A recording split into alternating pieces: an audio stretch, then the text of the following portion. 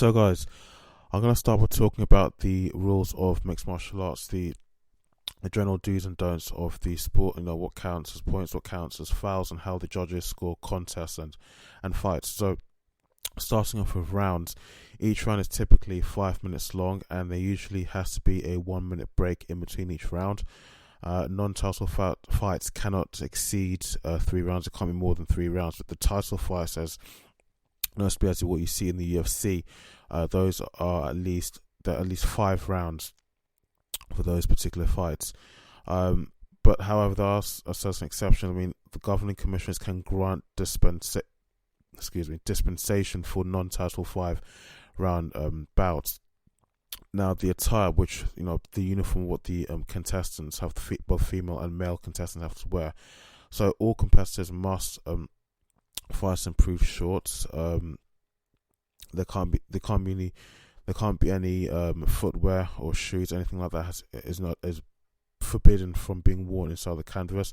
I think the exception is people like the host, people like them, like Bruce Buffer or whoever plays his role in whichever fighting organization. Cornermen and women, they can wear footwear, but of course the contestants can't wear any footwear at all. They can't wear any shirts, any gis, any trousers, or if they're in the US, what they call trousers, they call them pants. They're not allowed inside the octagon or the ring either. Fighters can use approved gloves, which have been the size ranging from 4 to 6 ounces, and the sorts of gloves that they wear have to allow the fingers to grab.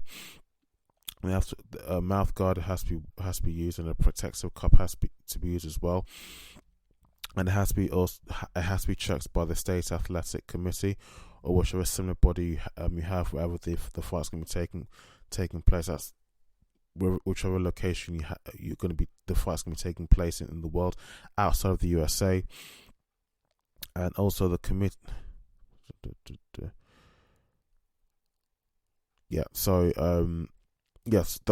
Those things have to be checked by the athletic state committee or whichever similar body is playing the same role in any other parts of the world outside of the US.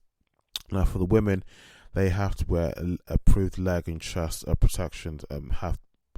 They have to wear any attire that protects their leg and chest. That has to also be approved by the Athletic State Commission, and that, of course, is a must. They have to wear those things as well. They have to provide it before they fight.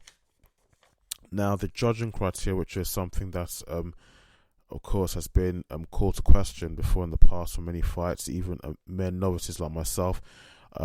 Certain fights, for instance, the Max Holloway versus Alexander Volkanovski fight that took place in 2020. I can't remember the particular event it was. It was a UFC event, obviously, but I can't remember the particular event that it was. I think it was somewhere in Abu Dhabi that the fight took place on Fight Island. I think sometime in the summer, but I can't remember the name. But this is a particular one that stands out in my mind. It's one of those fights that you really have to think about. Just from what you saw the performance, you can kind of tell who won that fight, who really was the one, who was really putting on all their work, who was far more entertaining to watch. And so you can kind of just, in your own words, in your mind, you can kind of tell this typically should be the winner. But it was one of those cases whereby the judges kind of wowed everyone with their judging. So the judging criteria, basically, they work off a 10-point system, which is used for all of the fights. So 3 judges will score each fight card, and the judges score each round with 10 points to the winner, and 9 points fewer will go to the other fighter. Now, certain parts of the US, I'm sure you may have exceptional circumstances. Well, not circumstances, but you may have other parts of the world whereby this may also be the case as well. So in the US, such as locations such as New Jersey, the minimum number of points a fighter can receive is 7. Now, if the round is even, then both fighters will receive 10 points each. If there's a penalty, penalties are normally decided by the referee, and whatever penalty is awarded, or should I say deducted, that's subtracted from the points that's been given to the overall points that will be given to the that's going to be awarded to the particular fighter at the end of the fight. whatever penalty has been given by the referee is deducted from the overall score given by the judges to that particular fighter that got the penalty from the referee. Now, there's a particular organization in the US called the Association of Boxing Commission. Now, they have a particular guideline of what judges can consider usually when scoring a particular round. Now, that can include that does include things such as effective striking, how good they were striking, throwing their punches and their jabs in the octagon of the ring during the fight, how good their grappling was, how good their takedowns were, their reversals, and their submission attempts. So all those things are taken into consideration. And one other point I'm going to bring up here is basically those, surprisingly, the judges are also that there is a guideline in there is something in the guideline that does state, and when I tell judges that they can award points as to how let me say, there's the wording here is aggressively, how aggressive the fighter was. Now I'm assuming for a fan, I'm assuming that how we would see it is how entertaining that fighter was when they're trying to finish the fight. So yeah, the judges are also required to judge each round individually, and as I was saying before, how well a fighter performs, how aggressively they fight, and who made more of an effort to finish a particular fight in a particular round. There's also point scoring for that. Judges can also award points to a fighter where they have been very dominant in a particular fight, with a particular move, in a clinch, when they were grappling in a grappling position, if they're very dominant in that whilst they're grappling, or during the ground game of how they're performing. And also they can award points to a fighter for how many impactful strikes they landed during the fight.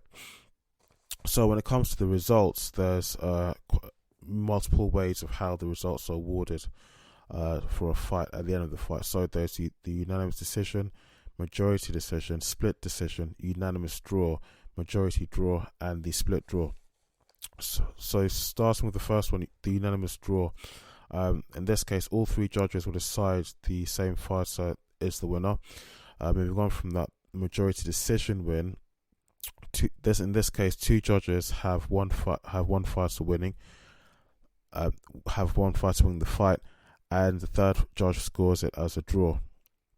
Split decision win, two judges have one fighter winning the fight, and the third judge has the other fighter winning. Now, for the unanimous draw, in this case, all judges score the whole fight as a draw. The majority draw, two judges score it as a draw, and the third judge has a winner. Split draw, one judge scores it a draw, and the other two judges have different winners. So that just a better understanding as to how they come to a decision as to how the overall fight is assessed and scored, and how the winnings are awarded. So basically what each win means. So moving on from that, you have the weight classes. Now there are 11 of these typically, but in different organizations, not just in the UFC, BELLATOR, PFL, another name that I came across the other day, Pancras, I think, which comes out of Japan, ONECHAMPIONSHIP, BKFC, but I think this is just the bare minimum. I think this is where I came across my research anyway. So the weight classes, there are 11 of these. You have the atom weight, which applies to the women. That weight starts at, it's a weight of 105 pounds. The straw weight for the ladies again, which ranges between 105 pounds to 115 pounds. Excuse me. The flyweight division for both men and women, which ranges from 115 pounds to 125 pounds. Bantamweight division, which is again for both sexes, 125 pounds to 135 pounds. Featherweight division, again for men and women, 135 pounds to 145 pounds. The lightweight for men, which ranges from 145 to 155 pounds. Welterweight for men, which ranges from £155 to 170 pounds. The middleweight, again for the men, which ranges from 170 to 185. Light heavyweight for men, 185 to 205. Heavyweight for men, again from 205 to 265. And super heavyweight for men, which is over 265 pounds. Now, from what I've seen, I've never seen that. I've never seen. Keep getting tongue twisted. I've never seen a match in the UFC or any other fighting organization. I'll be honest. I've never watched any other fight outside of Bellator or One Championship or PFL or bare knuckle fighting championship. So I'm sure it's out there, but as far as I can tell, I've never come across any sort of fight that's been forced in the class of super heavyweight for men of over 265 pounds.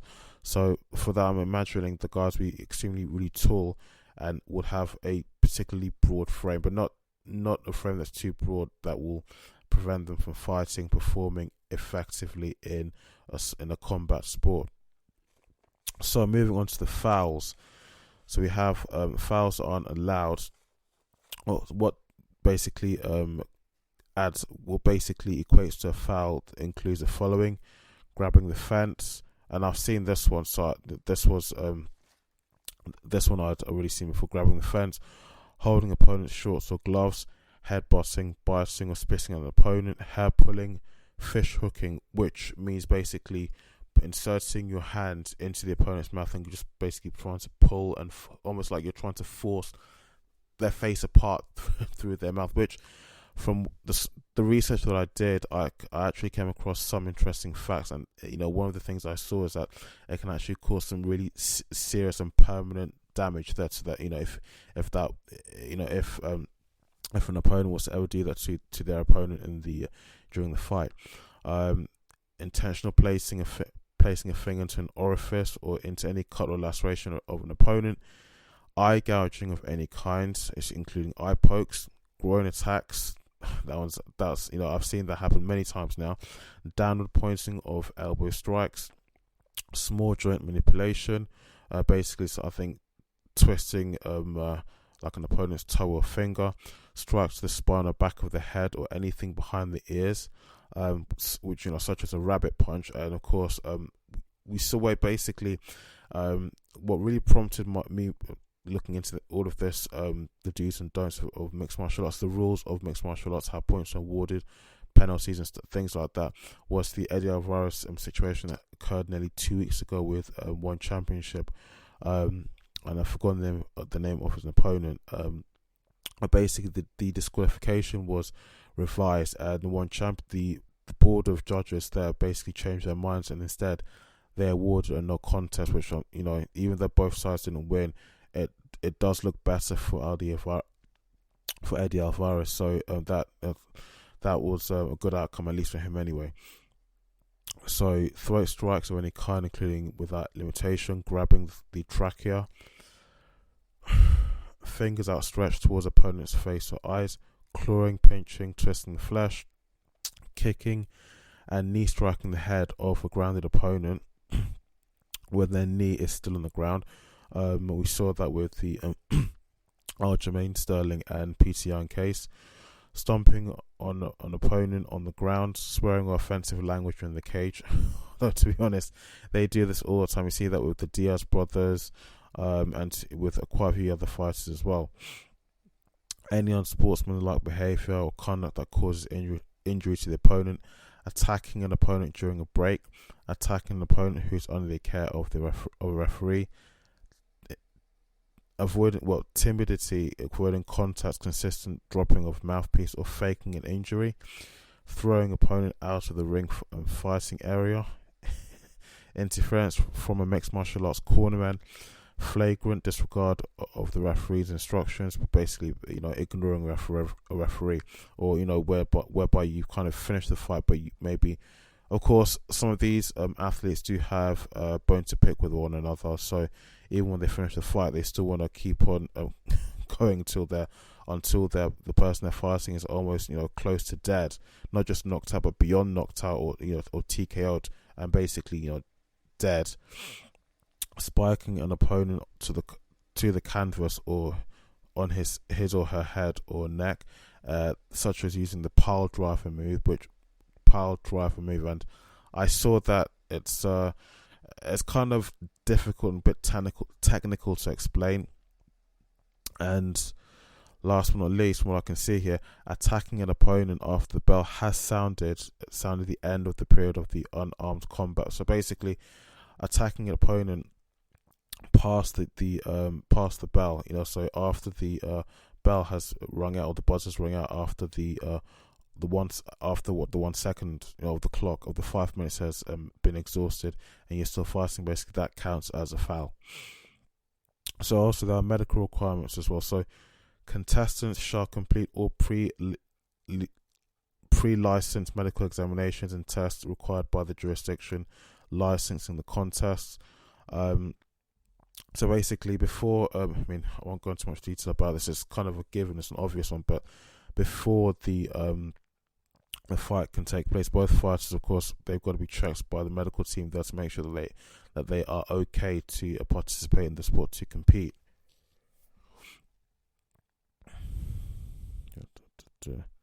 So that this, from what I can see, that the jurisdiction licensing the contest shall conduct or supervise all pre-contest weigh-ins and may hold or supervise a rules meeting for all contestants and their cornermen. So you have it breaks it down here. For the post-contest medical examination, immediately after following a contest, each contestant shall be given a medical examination by a physician appointed by the commission. Now, the examination may include any examinations or tests the commission deems necessary to determine the post-contest physical fitness of a contestant, and also any contestant who refuses to submit to this medical examination, post-contest medical examination, shall be immediately suspended from an indefinite period. For an indefinite period. So of course there's there's also the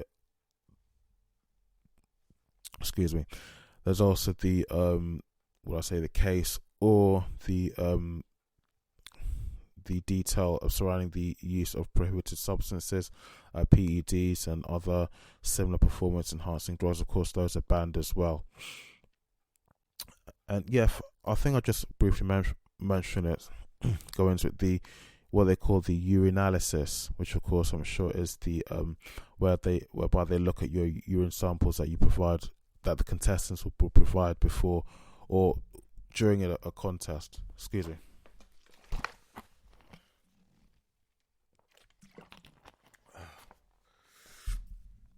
Just about my mouth and throat again, just getting so dry. So in this case, all contestants may be ordered, and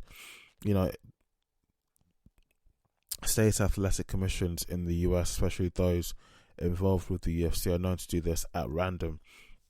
So all contestants must be or may be ordered to complete a pre-contest urinalysis exam to detect the presence of any drug. In addition to that, to a pre-contest analysis, the local commission may, at its discretion, decide to test for the presence of performance enhancing drugs, PEDs, and thereby require additional urine specimens to be produced at any time after the completion of the contest. And last but not least, collection of specimens for urinalysis testing shall be conducted or supervised by a commission officer or official, and refusals to submit to such testing shall result in immediate disqualification of the contestant from the match and an indefinite suspension from the sport of mixed martial arts. Alright, so I think that really covers it, really. But I mean, when it comes, I'm sure the basics of when it comes to things such as medical examinations, testing for banned substances and PEDs, I'm sure those things, it's like a universal standard for all the fighting organizations. I'm sure, although I'm saying this is what I'm reading from online, just checking all the articles that I go through, that I do my research on, based on. don't find those things these are things that the guidelines that they have to follow, but everybody knows that behind closed doors, different things happen. For instance, in the UFC, so certain fighters, such as, and okay, I'm gonna name some names here, such as John Jones, Conor McGregor. These are the golden boys of the UFC, and because of the sort of pay-per-views they're bringing for Dana White, for the organization as a whole, of course, they're allowed to get away with so many things because they bring so much value in terms of, revenue, financial revenue. They bring so much capital to the company. So I'm sure where certain names are concerned, there's always going to be an overwhelming amount of leniency. These particular names will get away with so much murder, if I can call it that. So guys, UFC 2, no, we're not there yet. UFC Vegas 25. So there's two fights really on the main card that have my interest, and the first fight sparked my interest, but the second one didn't spark my interest until I saw what happened at the weigh-ins and the stare downs, which was between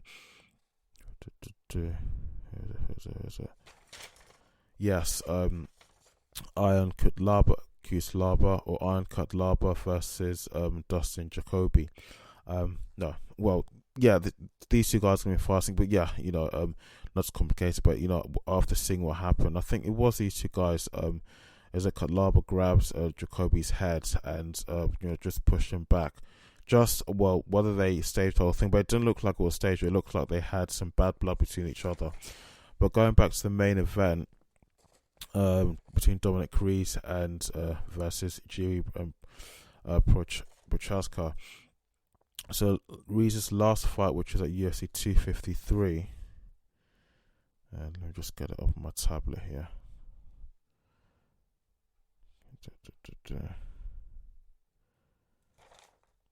So Dominic Cruz, I think Dominic Cruz has lost.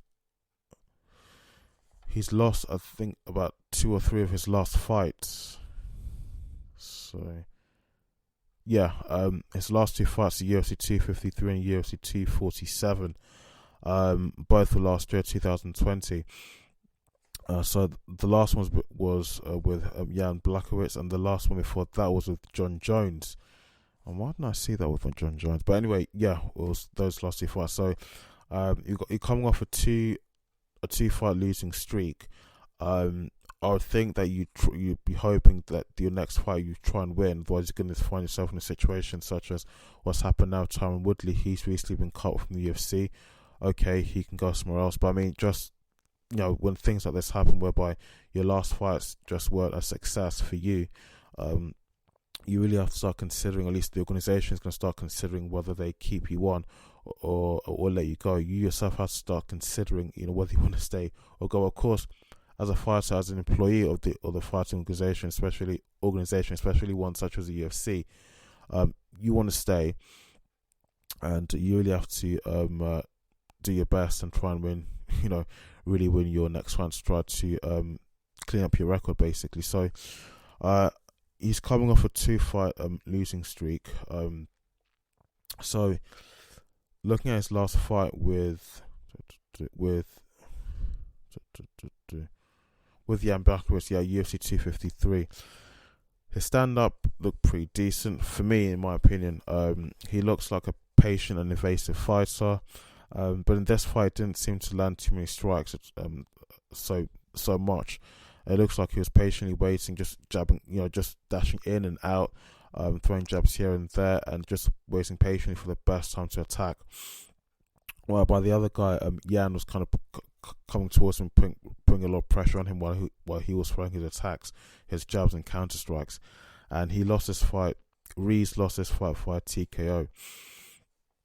Now, moving on to his opponent, who is a very peculiar athlete, very peculiar fighter. When you watch him fight in the ring, there, his stand-up's good. He has a long reach, and when I say that he's a peculiar fighter, I mean say that he has a sort of deceptive style of fighting.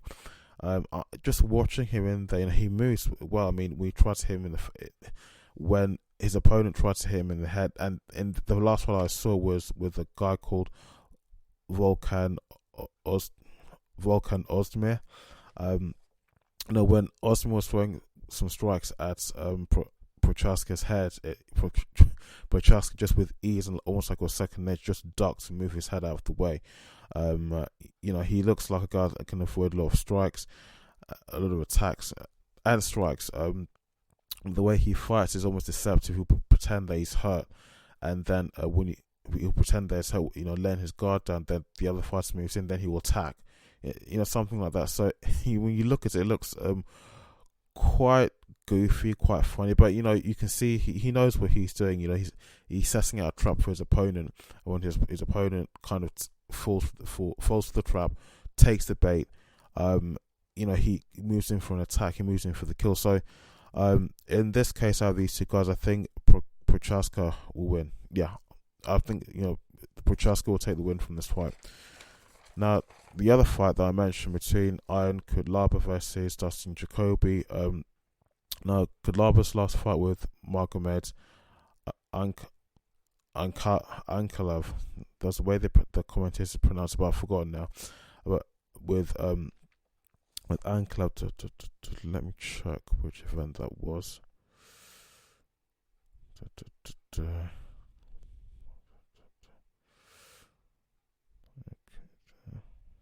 No, wrong one.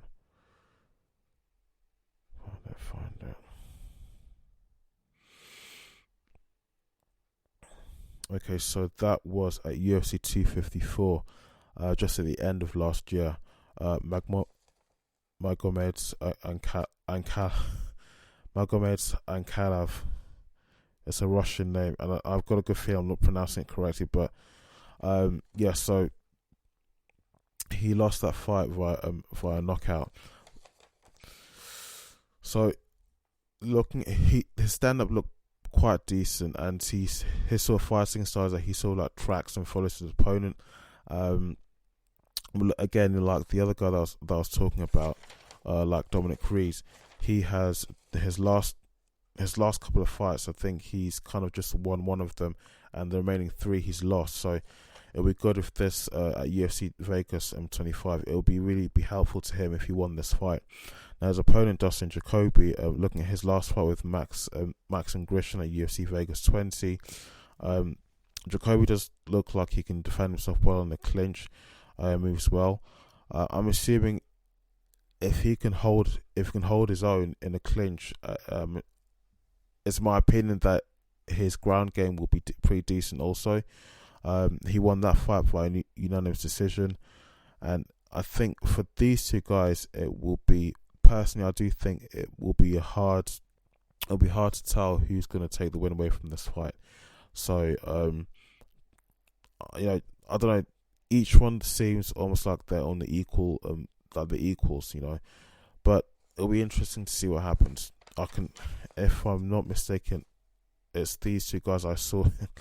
When I'm saying this in the podcast, I shouldn't be sure, but it's these two guys I saw in that stare down where one person pushed the other, and it just didn't look good. But I'm assuming that just adds to the hype and the excitement for this fight.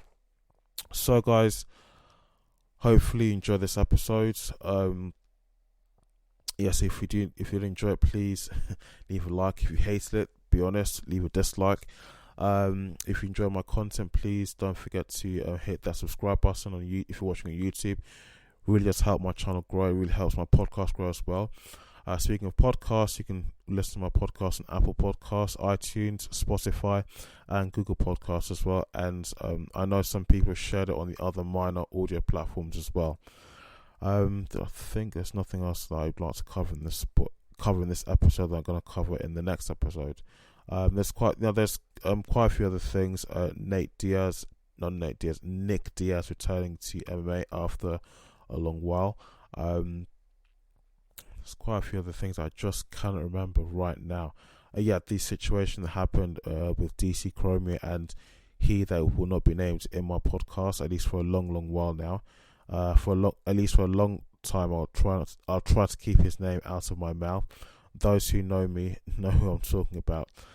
So guys, yeah, if you can also catch me on Instagram. My name's Ojiako1, and on Facebook, my name's Ojiako if you still use Facebook, and you can catch me on Twitter. My name's Ojiako. Thanks.